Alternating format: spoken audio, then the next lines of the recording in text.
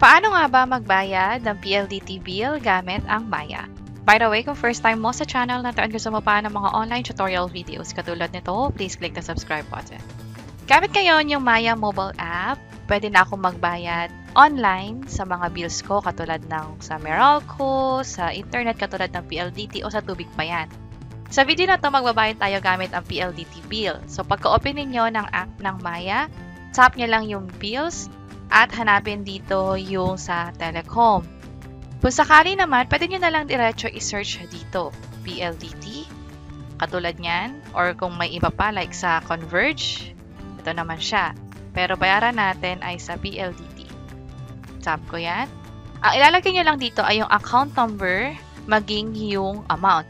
Yung account number, makikita nyo to doon sa bill na nare-receive nyo monthly. And then yung amount, tap ko yung continue. Kapag mali yung account number na in-enter ninyo, makikita nyo tong error message. Tap ko tong got it at i-update ko lang to. Tap ulit yung continue at mag-proceed na dapat sa next step. Ang maganda sa pagbayad online gamit yung Maya, walang charge or service fee na tinatawag. So katulad dito, biller convenience fee, 0. So i-double check lahat ng info bago mag-proceed. Sa akin na double check ko na. So okay na, proceed tayo. Tap ko yung pay. Magbabayad ako gamit yung sa Maya wallet. Pwede rin yung option ng Maya Easy Credit. Sa mga succeeding videos, pakita natin kung paano yan i-activate at paano na rin magagamit. For now, proceed tayo. And then, tap ko tong pay now. Payment successful. Tap ko tong view receipt. Mas maganda na i-save nyo tong proof of payment.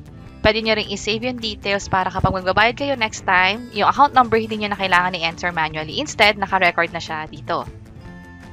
Save ko lang. Tap ko yung done. At kapag magbabayad ako next time sa bills, andito siya sa bandang taas sa bills. Pag tinap ko yan, right away, andito na agad yung amount maging account number. Pwede kong i-update yung amount just in case na nagbago yung kailangan bayaran. And then, proceed na lang sa next step para makapagbayad na completely. So, ganun kadali magbayad online. Also, kapag chinek nyo nga pala yung sa transactions ninyo katulad dito, tap nyo lang yung binayaran ninyo at just in case, pwede nyo rin itong i-share sa ibang tao. Halimbawa, pinagkapabayad sa inyo online, pwede nyo ipakita sa kanya na nabayaran nyo na nga gamit yung Maya mobile app. At kung may question kayo na gaano kabilis mag-reflect yung payment papunta doon sa binayaran natin, katulad ng sa PLDT, normally 1 to 5 business days nagre-reflect na. And based na rin sa mga experience ko in the past, hindi naman ako nagkaroon ng problema na hindi nag-post yung payment doon sa biller katulad ng PLDT. Instead, kapag nagbabayad ako gamit yung Maya, lagi naman siya nagiging successful at nagre-reflect doon sa biller na pinagbayaran ko. Sana nakatulong tong video na to. Kung ako, pakiclick ang like button at para sa iba't ibang mga tutorial videos, pwede nyo i-check itong nasa baba. Sana makatulong and see you sa mga next videos. Bye-bye!